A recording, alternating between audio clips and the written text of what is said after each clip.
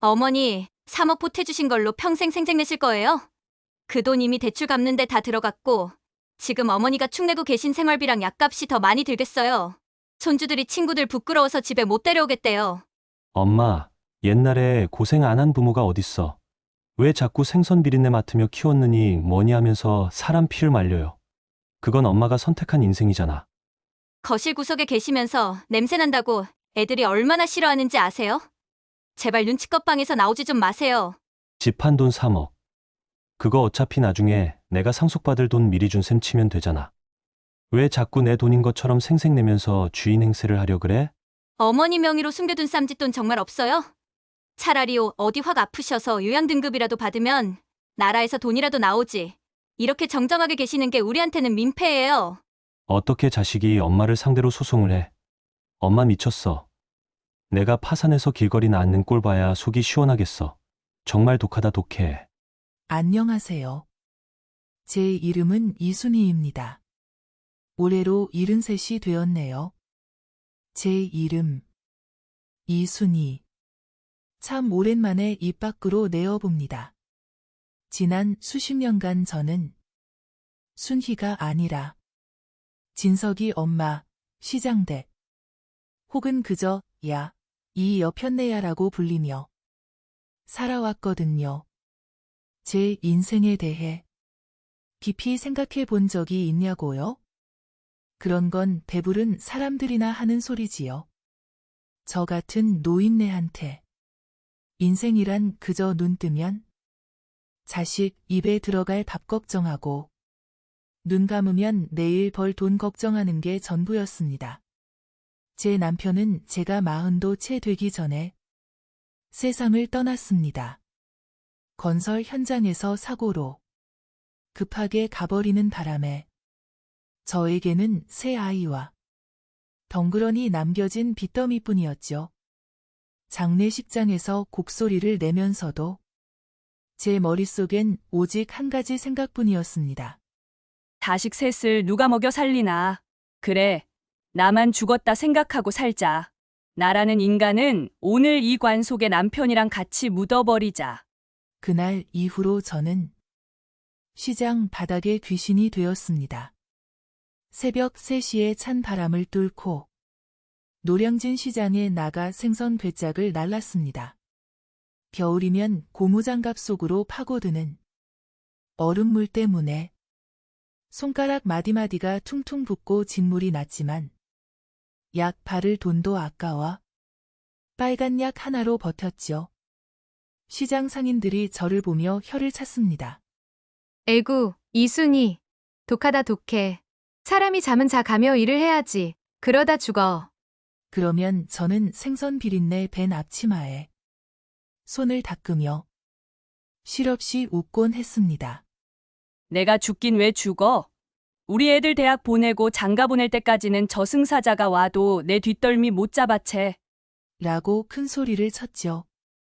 하지만 사실 무서웠습니다. 밤마다 쑤시는 다리를 주무르며 혼자 좁은 방에서 끙끙 앓을 때면 나도 남들처럼 예쁜 옷 입고 나들이 가고 싶다. 나도 누가 해주는 따뜻한 밥 좀 먹어보고 싶다. 는 마음이 불쑥불쑥 올라왔거든요. 하지만 그럴 때마다 저는 제 뺨을 때렸습니다. 자식들 공부시키고 새 옷 입히는 게 엄마의 도리인데 어디서 감히 그런 사치스러운 생각을 하느냐고요. 한 번은 큰아들이 유명한 브랜드 운동화를 갖고 싶다고 때를 쓴 적이 있었습니다. 며칠을 생선머리만 넣고 끓인 국으로 끼니를 때워 모은 돈을 아들 손에 쥐어줬죠. 아들이 새 신발을 신고 폴짝폴짝 뛰는 걸 보면서 저는 구멍난 양말을 감추려 발가락을 오므렸습니다. 그때 친정 엄마가 살아계셨다면 저에게 이렇게 말했을 겁니다. 순이야, 너 그러다 뼈 빠지게 고생만 하고 나중에 자식들한테 버림받으면 어쩌려고 그러니? 네 몸도 좀 챙겨. 그럼 저는 아마 이렇게 대꾸했을 거예요. 엄마, 무슨 그런 막장 드라마 같은 소리를 해? 내 자식들이 어떤 애들인데? 내가 이렇게 피땀 흘려 키우면 지들도 사람인데 알겠지. 자식 잘 되는 게 내 인생 최고의 투자고 행복이야. 참으로 어리석었지요. 저는 투자라는 단어를 썼지만 사실 그건 제 인생을 담보로 한 도박이었습니다. 아이들이 커가면서 저는 점점 더 투명인간이 되어갔습니다. 아이들의 성적표, 아이들의 직장, 아이들의 결혼 상대. 그 모든 것이 제 삶의 지표가 되었습니다. 정작 이순이가 무엇을 좋아하는지, 어떤 꿈이 있었는지는 쓰레기통에 처박아 둔 지 오래였죠. 남편 기일이면 혼자 소주 한 잔을 따라 놓고 남편 영정사진에 대고 자랑을 늘어놓았습니다. 여보 봤지? 우리 진석이 이번에 대기업 붙었어. 큰 애는 손주 낳았고. 나 이 정도면 잘 살았지? 당신 없어도 나 이순이가 이만큼 해냈어. 그렇게 살다 보니 어느새 70이 넘었고 제 인생에는 정말로 저 자신이 한 조각도 남아있지 않았습니다.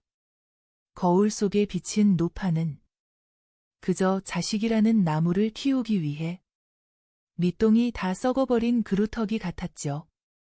하지만 저는 그게 훈장인 줄 알았습니다. 그게 부모의 당연한 숙명인 줄로만 알았습니다. 그래도 자식만 잘 되면 된다. 내 인생이야 뭐 자식들 그림자로 살다 가면 그만이지. 그렇게 스스로를 세뇌하며 하루하루를 버텼습니다. 시장 사람들은 저보고 성공한 엄마라고 치켜세웠고 저 또한 제가 세상에서 가장 행복한 엄마인 줄 착각하며 살았습니다. 혼자 지내는 시간이 길어질수록 집안의 정막은 무거워졌습니다. 무릎은 비가 오기도 전부터 옥신거렸고 혼자 차린 밥상은 늘 모서리가 잘려나간 것처럼 허전했지요. 그러던 어느 날 둘째 아들 진석이가 평소답지 않게 과일 바구니를 들고 찾아왔습니다. 어머니, 저 사실 드릴 말씀이 있어요. 저랑 민주랑 상의 끝에 내린 결정인데 이제 저희 집 들어와서 같이 사시죠.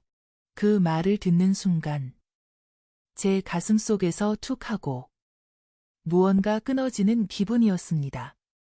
평생의 고생이 한순간에 보상받는 기분. 아시겠어요? 제가 그동안 흘린 눈물이 헛되지 않았구나 싶어 코끝이 찡해졌습니다. 진석이는 제 손을 꼭 잡으며 덧붙였습니다. 혼자 계시다 무슨 일이라도 생기면 저희가 평생 죄인으로 살 것 같아요. 이번에 새로 이사가는 아파트가 넓거든요. 거기 어머니 방 예쁘게 꾸며드릴 테니까 이제 일 손 놓으시고 손주 재롱 보면서 편히 쉬세요. 그 말이 어찌나 달콤하던지요. 저는 그날 밤 한숨도 자지 못했습니다.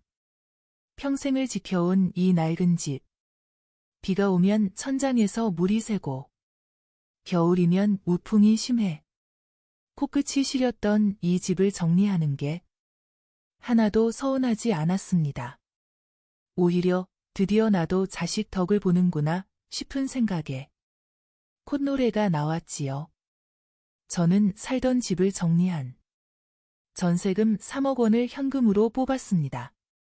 그리고 그중 2억 8천만 원을 아들의 새 아파트 대출을 갚는 데 보탰습니다. 늙은 어미가 할 수 있는 마지막 도움이라 생각했고 이 돈이 내 노후 자금이 아니라 내 자식의 앞날을 펴줄 비단길이라 믿었습니다. 진석아, 이 돈은 엄마 인생 전부야. 이걸로 대출 갚고 너희 식구들 발 뻗고 편히 살아라.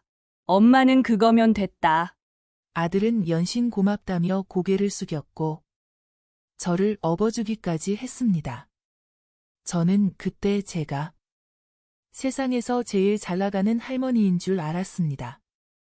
시장 사람들한테도 자랑을 얼마나 했는지 모릅니다. 우리 둘째가 나 모신다고 아주 난리야, 난리. 라면서요. 그런데 이삿날 새 아파트 문을 열고 들어선 순간 제 기대는 차갑게 식기 시작했습니다. 며느리 민주는 들어오는 저를 반기는 대신 제가 들고 온 낡은 보따리들을 보며 인상부터 찌푸리더군요. 어머니, 제가 말씀드렸잖아요. 이런 낡은 짐들은 다 버리고 오시라고요. 이 새 집 인테리어랑 너무 안 어울리잖아요. 동네 창피하게 이게 뭐예요? 저는 당황해서 뒷걸음질을 쳤습니다. 그리고 아들이 약속했던 내 방을 찾아 두리번거렸죠. 하지만 아무리 둘러봐도 제 짐이 들어갈 방은 없었습니다. 안방은 내외가 쓰고 건너방은 손주방, 작은 방은 며느리의 홈트레이닝실이라며 요가 매트가 깔려 있었습니다. 진서가, 내 방은 어디냐? 제 물음에 아들은 먼 산을 보며 뒷머리를 극적였습니다. 대신 며느리가 나섰죠. 어머니, 요즘 젊은 사람들은 방 하나를 꼭 비워둬야 집값이 안 떨어진대요. 일단 저 거실 구석에 파티션 쳐 드릴 테니까 거기서 지내세요. 통풍도 잘 되고 얼마나 시원하고 좋아요? 밤에는 TV 소리 줄여드릴게요. 거실 한 구석. 얇은 가림막 하나로 가려진 좁은 공간.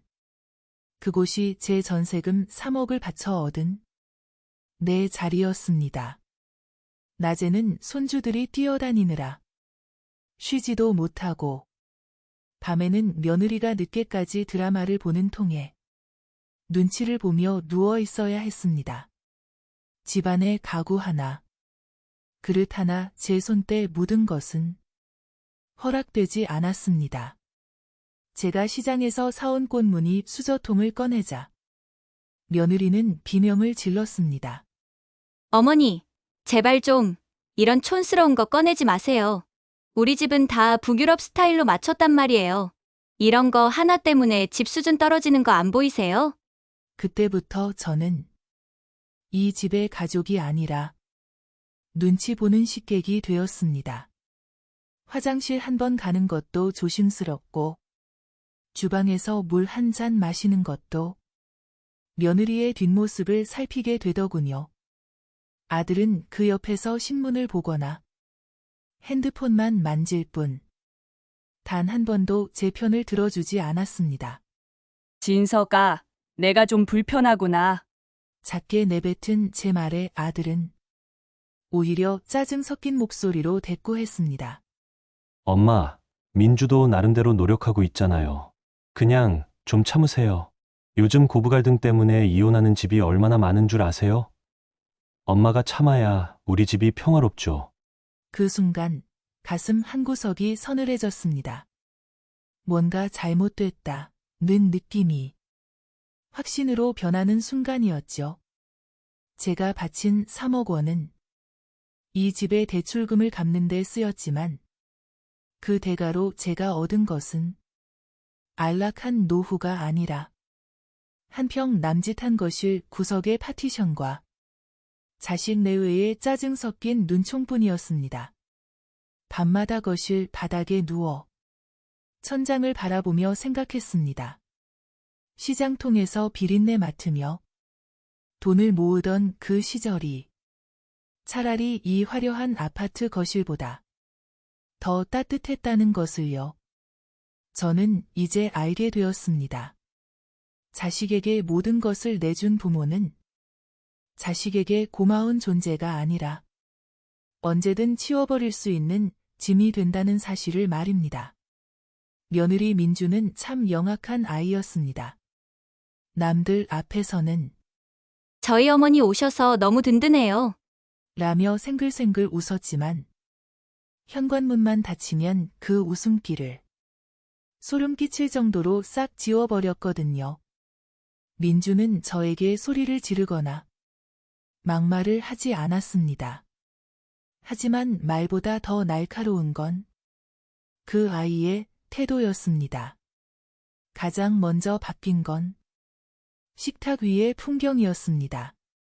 아침마다 차려지는 밥상에서 제 자리는 늘 맨 끝, 그것도 아들과 손주들이 다 앉고 남은 구석진 자리였습니다. 반찬은 또 어떻고요? 아들이 좋아하는 고기 반찬과 손주들이 즐겨 먹는 소시지는 늘 그들 앞에만 놓였습니다. 제 젓가락이 고기 근처라도 가려고 하면 민주는 소리 없이 젓가락을 내려놓고는 저를 가만히 응시했습니다. 그 눈빛에는 이런 말이 적혀 있었죠. 어머니, 집에서 하는 일도 없으신데 고기는 왜 드세요? 애들 먹기도 모자라요. 결국 저는 젓가락을 돌려 짠지나 삭은 김치만 뒤적여야 했습니다. 며느리는 제가 밥을 다 먹기도 전에 행주를 들고 제 주변을 닦아대기 시작했습니다. 마치 제가 그 자리에 있는 것 자체가 불결하다는 듯이요. 어느 날은 제가 시장에서 사온 낡은 플라스틱 바가지를 화장실에서 썼더니 민주는 그것을 쓰레기통에 처박아 버렸습니다. 제가 당황해서 민주야, 그거 멀쩡한 건데 왜 버리니? 라고 묻자 민주는 표정 하나 안 변하고 대꾸했습니다. 어머니, 제가 말씀드렸죠. 우리 집 컨셉에 안 맞는 물건은 제 허락 없이 들이지 마시라고요. 그 곰팡이 핀 것 같은 바가지 때문에 화장실 타일에 병균 옮으면 어머니가 책임지실 거예요. 그뿐만이 아니었습니다. 나이가 드니 여기저기 안 쑤시는 곳이 없어 하루는 무릎이 너무 부어올라 거실에서 끙끙 앓고 있었습니다. 퇴근한 아들에게 진서가 내 무릎이 너무 아파서 내일 병원에 좀 가야겠다. 라고 말했죠. 그런데 옆에서 차를 마시던 며느리의 눈빛이 순식간에 차갑게 변했습니다. 병원요?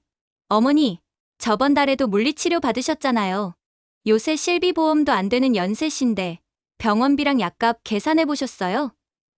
아버님, 제사 비용도 만만치 않게 나갔는데 어머니, 무릎 때문에 우리 가계부 펑크 나면 진석 씨 용돈 줄여야 해요. 괜찮으시겠어요? 그 눈빛은 걱정하는 사람의 눈빛이 아니었습니다. 마치 고장 난 가전제품의 수리비를 아까워하는 주인의 눈빛이었죠. 제가 살아있는 사람인지 아니면 매달 돈만 잡아먹는 애물단지인지 헷갈릴 정도였습니다. 무엇보다 저를 가장 절망하게 만든 건 제 아들 진석이의 태도였습니다. 며느리가 그런 모진 말을 쏟아내고 저를 투명인간 취급하는 그 모든 순간에 아들은 늘 제 곁에 있었습니다. 하지만 아들은 단 한 번도 입을 열지 않았습니다. 진서가, 너는 어떻게 생각하니? 내가 정말 이 집의 집만 되는 존재냐? 제가 울먹이며 물어도 아들은 스마트폰 화면에서 눈을 떼지 않았습니다. 어느 날 밤 거실 구석 차가운 바닥에 누워 있는데 안방에서 낮은 대화 소리가 새어나왔습니다. 자기야, 어머니 쓰시는 수건 따로 빼놨어. 아무리 빨아도 노인 냄새가 안 빠지는 것 같아서 애들 피부에 안 좋으면 어떡해? 어련히 알아서 하겠어. 나한테 그런 것까지 말하지 마. 피곤해. 그 대화를 듣는 순간 제 심장이 차갑게 얼어붙었습니다. 저는 이 집의 가족이 아니라 치워야 할 악취였고 계산기에 두드려봐야 할 비용에 불과했습니다. 며느리의 예의 바른 침묵과 아들의 비겁한 외면 사이에서 저는 제가 가진 모든 것을 주고 들어온 이 아파트가 사실은 창살 없는 감옥이었다는 것을 뼈저리게 느끼고 있었습니다. 제 인생에서 가장 잘못된 선택. 그것은 아들의 효도라는 말에 속아 제 마지막 보루였던 집을 팔아치운 것이었습니다. 이제 저는 돈도, 집도, 그리고 평생의 자부심이었던 자식마저 잃어가고 있었습니다. 사람 마음이 참 간사하다는 건 알았지만 피를 나눈 자식이 남보다 못하게 변하는 건 순식간이더군요. 제가 아들 집 대출을 갚아주고 남은 쌈짓돈. 그게 제 목숨 줄인 줄도 모르고 저는 참 미련하게도 퍼주었습니다. 손주들 학원비 보태라. 아들 기 살려라 하며 조금씩 꺼내 쓰다 보니 어느덧 제 통장 잔고는 0분원이라는 숫자를 향해 달려가고 있었습니다. 그리고 통장이 바닥을 드러내기 시작한 그날부터 집안의 산소마저 유료가 된 것처럼 공기가 싸늘하게 식었습니다. 어머니, 이번 달 관리비가 왜 이렇게 많이 나왔죠? 어머니가 화장실 불 안 끄고 다니시는 거 아니에요? 며느리 민주는 이제 대놓고 저를 벌레 보듯 했습니다. 예전에는 돈이라도 조금씩 쥐어주면 마지못해 지어주던 가식적인 미소조차 사라졌습니다. 제가 거실에서 물 한 컵을 마시려고 정수기 앞에 서면 민주는 제 뒤에서 깊은 한숨을 내쉬었습니다. 그 한숨 소리는 마치 날카로운 바늘처럼 제 등허리를 찔러댔지요. 가장 비참했던 건 생활비 이야기가 나올 때였습니다. 아들 진석이는 퇴근해서 식탁에 앉자마자 제 눈을 피하며 식구들끼리만 들릴 듯 말 듯 속삭였습니다. 이번 달도 적자네. 민주야, 우리 어머니 기초연금 나오는 거 어디 갔어? 그거라도 보태야지. 입이 하나 더 있는데 우리끼리 벌어서 감당이 되겠어? 제 앞에서 저를 잎이라고 표현하더군요. 늙은 어미는 이제 사랑을 주고받는 존재가 아니라 하루 3끼 식비를 축내고 관리비를 잡아먹는 비용. 그 이상도 이하도 아니었습니다. 제가 가끔 반찬 투정이라도 할라치면 며느리는 기다렸다는 듯이 막장 대사를 쏟아냈습니다. 어머니, 지금 반찬이 짜네 싱겁네 하실 때예요. 공짜 밥 먹으면서 상전 노릇하실 거면 차라리 나가서 폐지라도 주워 오시든가요. 그 말을 듣고 가슴이 무너져 내렸습니다. 폐지라니요. 평생을 바쳐 키워놓은 아들 집에서 폐지 소리를 듣게 될 줄이야. 아들은 그 옆에서 찌개 국물만 떠먹으며 아무 말도 하지 않았습니다. 아니, 오히려 며느리의 기세에 눌린 척하며 은근슬쩍 동조하는 눈빛이었죠. 더욱 가슴 아픈 건 손주들의 태도였습니다. 제가 귀여워 어쩔 줄 몰라 했던 손주 놈들이 어느새 엄마의 태도를 그대로 배우고 있었습니다. 제가 거실 구석 파티션 안에 누워 있으면 아이들은 제 쪽을 가리키며 낄낄거렸습니다. 할머니한테서 이상한 냄새 나. 친구들이 우리 집에 놀러 오기 싫대. 할머니 방도 없는데 왜 여기서 자? 불편한 존재. 어녀 사는 사람.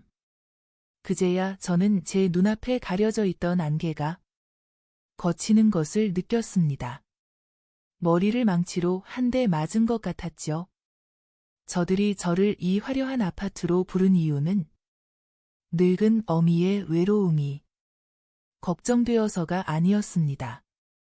제가 평생 생선 비린내 맡으며 모아온 그 전세금이 필요했던 겁니다.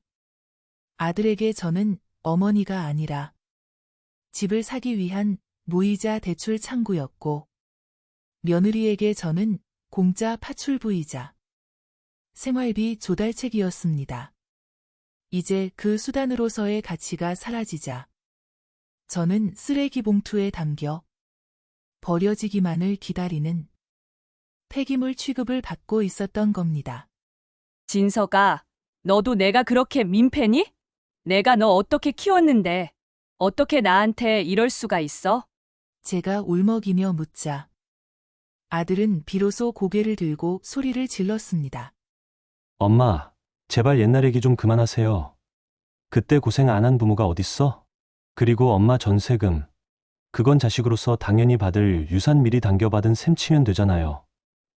왜 자꾸 생색을 내서 사람 피를 말려요? 돈 떨어졌으면 조용히나 계시든가. 그 순간 제 가슴 속에 남아있던 마지막 한 가닥의 기대가 챙그랑 소리를 내며 깨져버렸습니다. 저는 자식을 키운 게 아니라 제 살점을 뜯어먹고 자라는 괴물을 키운 것이었습니다. 돈이 떨어지자 사람 취급도 끝난 이 집에서 저는 이제 제가 인간으로서 죽어가고 있다는 사실을 뼈저리게 실감했습니다. 그러던 어느 날, 유독 비가 쏟아지는 오후였습니다. 눅눅한 거실 구석, 제 보금자리라고 부르기도 민망한 파티션 뒤에 누워 있는데 안방문 틈으로 두 사람의 목소리가 흘러나왔습니다. 평소처럼 며느리의 날선 목소리와 아들의 힘없는 대꾸였지만 그날의 대화는 평소와 결이 달랐습니다. 제 이름 석자 대신 그 문제라는 단어가 들리기 시작했거든요. 저는 숨을 죽이고 벽에 귀를 가져다 댔습니다. 그건 제 인생에서 가장 하지 말았어야 할 선택이었습니다. 자기는 계산이 그렇게 안 돼. 어머니 기초연금 들어오는 거. 그거 고작 몇십만 원이야. 요양원 제일 싼데 알아봐도 우리가 매달 보태야 하는 돈이 얼만데. 어머니 명의로 숨겨둔 쌈짓돈 정말 없는 거 확실해. 며느리의 목소리에는 일말의 망설임도 없었습니다. 마치 유통기한이 지난 우유를 언제 버릴지 고민하는 사람처럼 무심하고 냉정했지요. 아들의 대답을 기다렸습니다. 아니, 제발 아니라고. 우리 엄마를 어떻게 그런 곳에 보내냐고 소리치길 간절히 바랐습니다. 하지만 돌아온 아들의 목소리는 제 심장을 얼어붙게 만들었습니다. 나도 찾아봤는데 정말 없나 봐. 시장통에서 번 돈 다 나한테 쏟아부었잖아. 요양원도 등급이 나와야 정부 지원이 나오는데 어머니는 아직 너무 정정하시니 그게 문제네. 차라리 어디 한 군데 확 아프시기라도 하면 등급받기 쉬울 텐데. 자식이었습니다. 제 배 아파 나아 생선 비린내 맡아가며 키운 제 자식이었습니다. 그런데 그 자식은 지금 제가 건강한 것을 문제 삼고 있었습니다.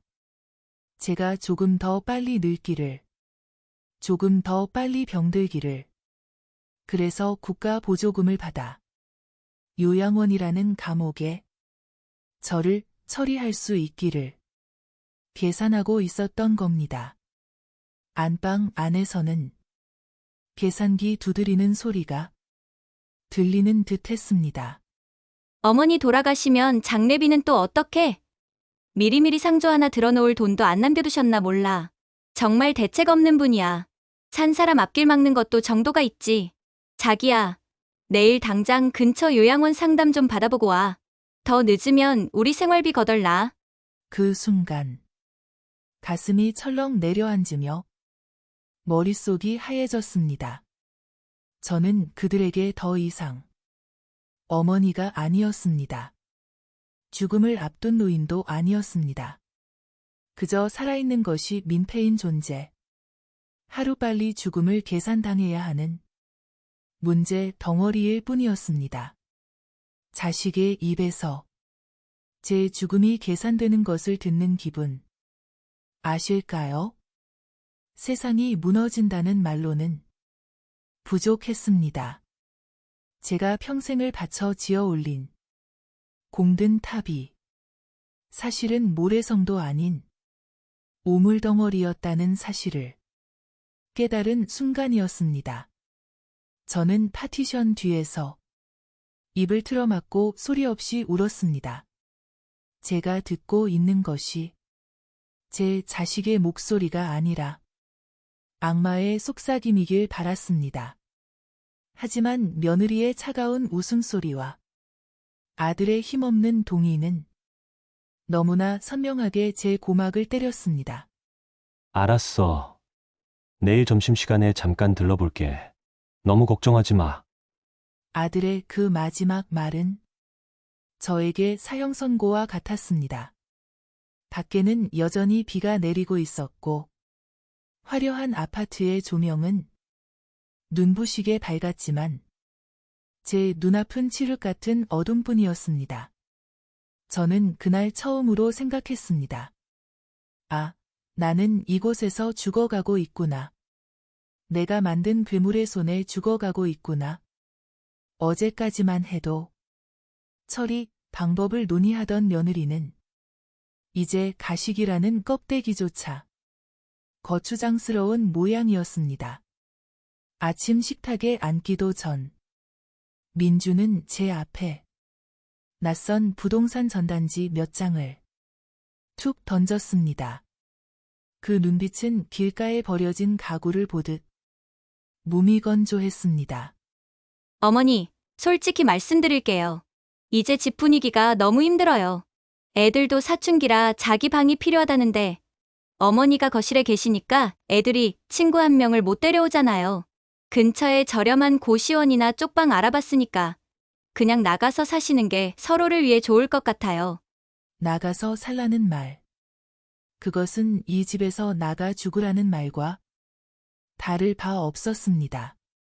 제 전세금 3억으로 산 이 넓은 아파트에서 정작 제 몸 늘 곳은 쪽방뿐이라는 사실이 기가 막혔습니다.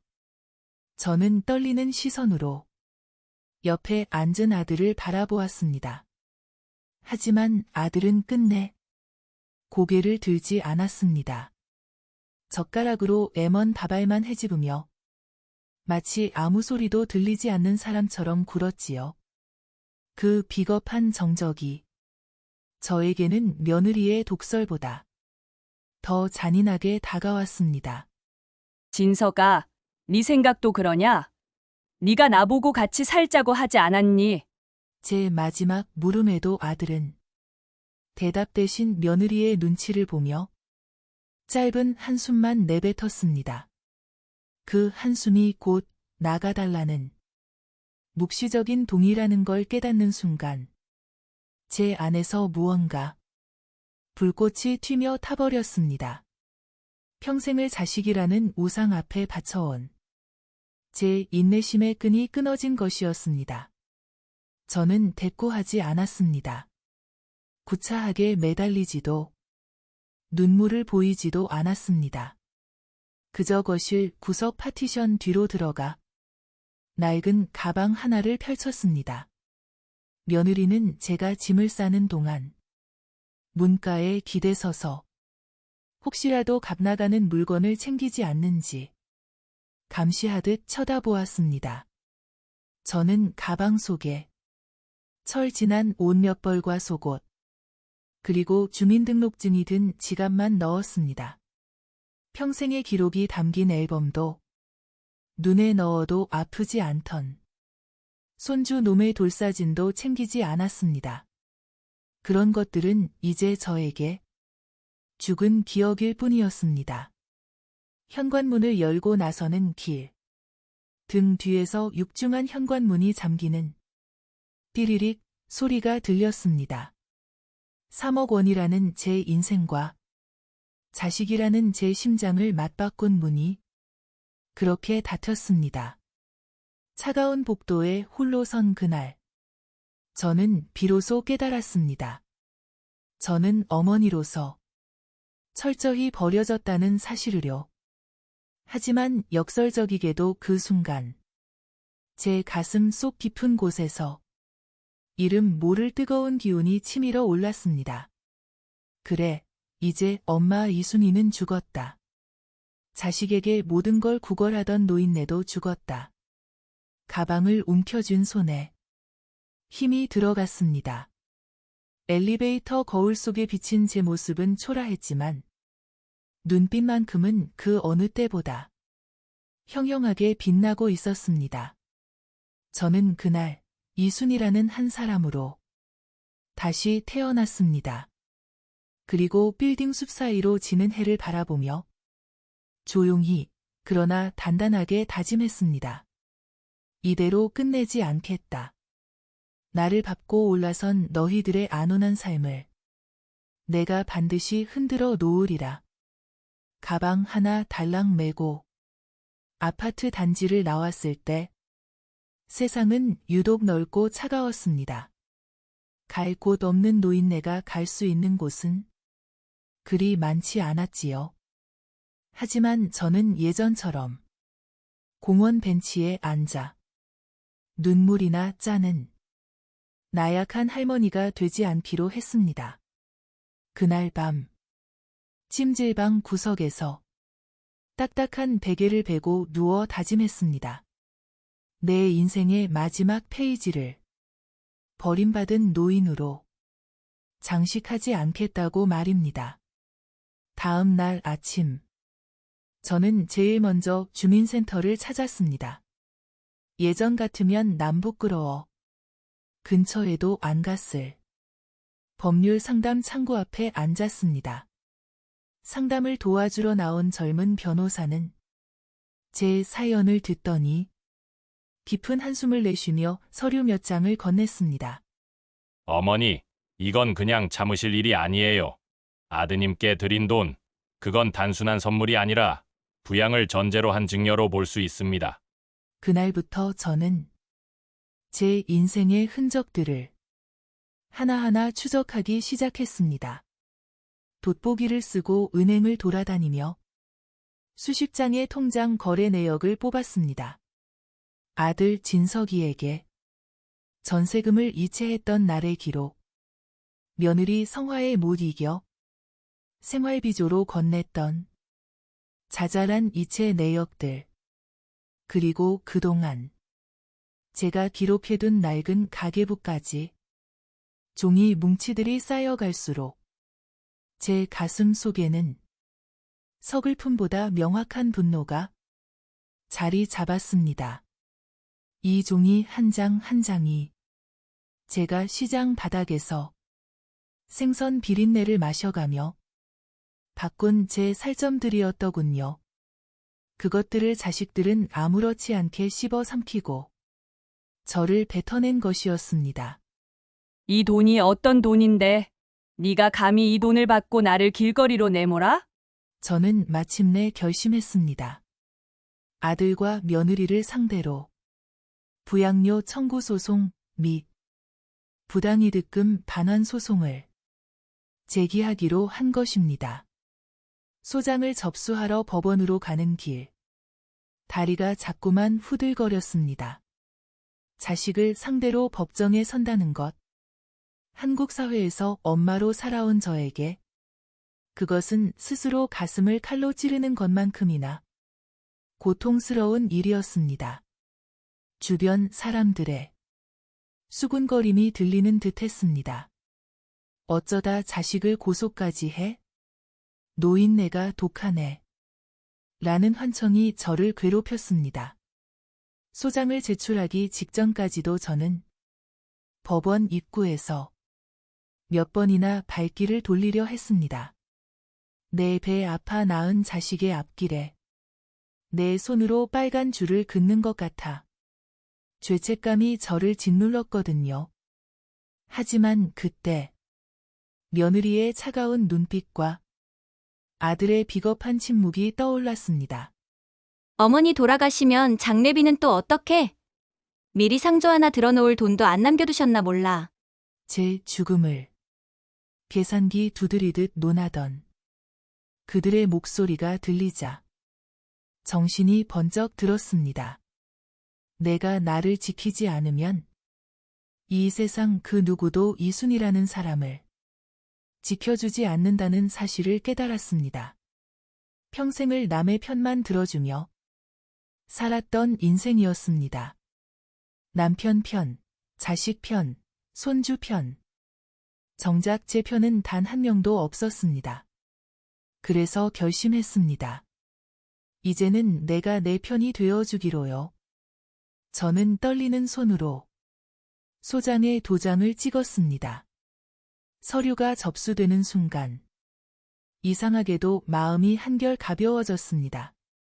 그것은 자식과의 인연을 끊는 슬픔이 아니라 노예처럼 얽매여 있던 어머니라는 굴레를 벗어던지는 해방감이었습니다. 그래, 이제부터는 누구의 엄마가 아니다. 나는 내 권리를 찾는 이순이다. 주민센터 법률 상담관은 제 손을 꼭 잡아주며 말했습니다. 어머니, 정말 잘 생각하셨어요. 이건 정의예요. 그 말이 어찌나 위로가 되던지요. 저는 그날 이후로 매일 법률 용어를 공부하고 증거 자료를 정리하며 하루하루를 보냈습니다. 제 인생에서 처음으로 오직 나만을 위해 움직이는 시간들이었습니다. 아들에게서 연락이 오기 시작했습니다. 엄마, 미쳤어요? 어떻게 자식을 고소해요? 당장 취하 안 해요? 전화기 너머로 들려오는 아들의 고함에도 제 목소리는 흔들리지 않았습니다. 아니, 오히려 평온했지요. 진서가, 너는 나를 돈으로 계산했지? 이제 나는 너를 법으로 계산하련다. 법정에서 보자. 그날 밤, 저는 처음으로 악몽을 꾸지 않고 깊은 잠에 들었습니다. 비록 몸은 작고 초라한 임시 숙소에 있었지만 제 영혼만큼은 그 어느 때보다 높고 단단하게 서 있었습니다. 저는 더 이상 버려진 노인이 아니었습니다. 스스로를 구원하기 위해 전장에 나선 한 명의 전사였습니다. 법정의 공기는 차갑고도 엄숙했습니다. 제 맞은편 피고석에 앉은 아들 진석이는 넥타이를 빗돌게 맨 채 연신 마른 세수를 해댔고 그 옆에 며느리 민주는 독이 바짝 오른 눈으로 저를 쏘아보고 있었습니다. 하지만 저는 그 눈빛을 피하지 않았습니다. 오히려 허리를 꼿꼿이 펴고 판사님을 정면으로 응시했지요. 판결문이 낭독되는 순간 장내에는 정막만이 감돌았습니다.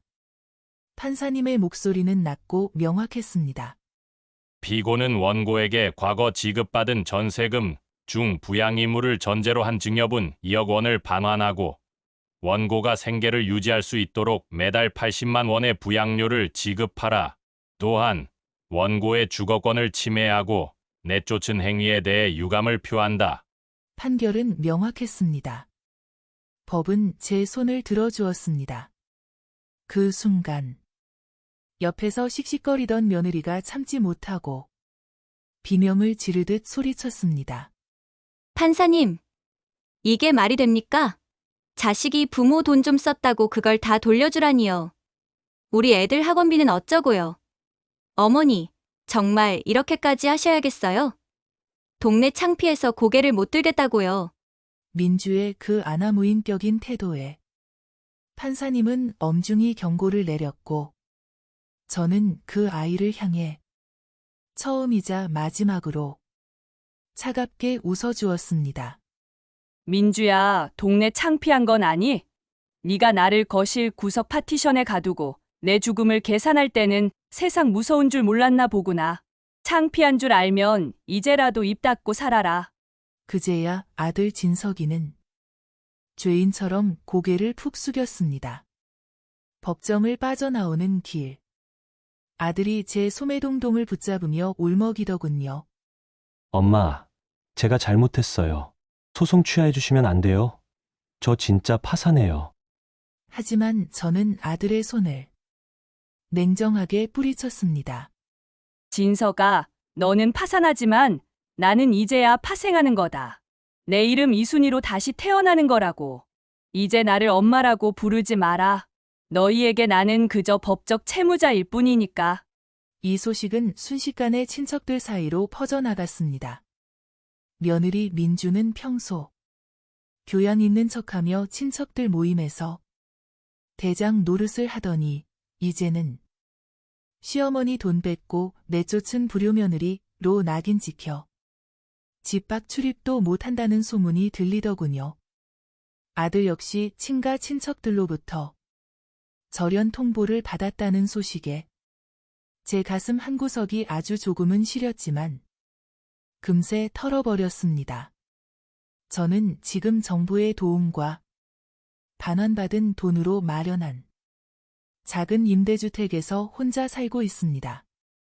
아담한 방 한 칸에 작은 주방이 전부지만 이곳엔 저를 가두는 파티션도 제 반찬을 가로채는 눈치도 없습니다. 아침에 일어나 제가 먹고 싶은 된장찌개를 끓이고 오후에는 복지관에 가서 평생 배우고 싶었던 한글 공부를 합니다.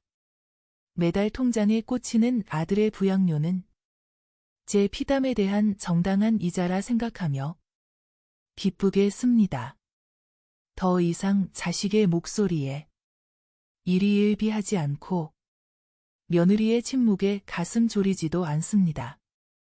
자식에게 매달리지 않아도, 아니, 오히려 자식이라는 짐을 내려놓으니 제 삶이 이렇게나 가볍고 투명하다는 것을 이제야 알게 됐습니다.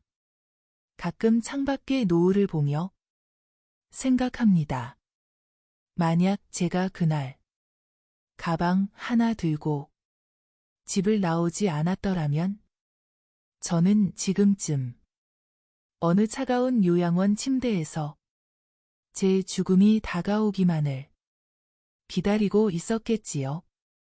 저를 구한 건 그 누구도 아닌 바로 저 자신이었습니다. 이제 저는 거울 속의 저를 보며 환하게 웃어줍니다. 그리고 누구의 엄마, 누구의 할머니가 아닌 제 이름을 불러봅니다. 순이야, 고생 많았다. 이제 정말 내 인생을 살아라. 저는 지금 행복합니다. 누구의 엄마이기 이전에 오직 제 이름을 가진 당당한 사람, 이순이로서 살아가고 있으니까요. 이번 사연도 재밌게 들으셨다면 구독과 좋아요 부탁드립니다.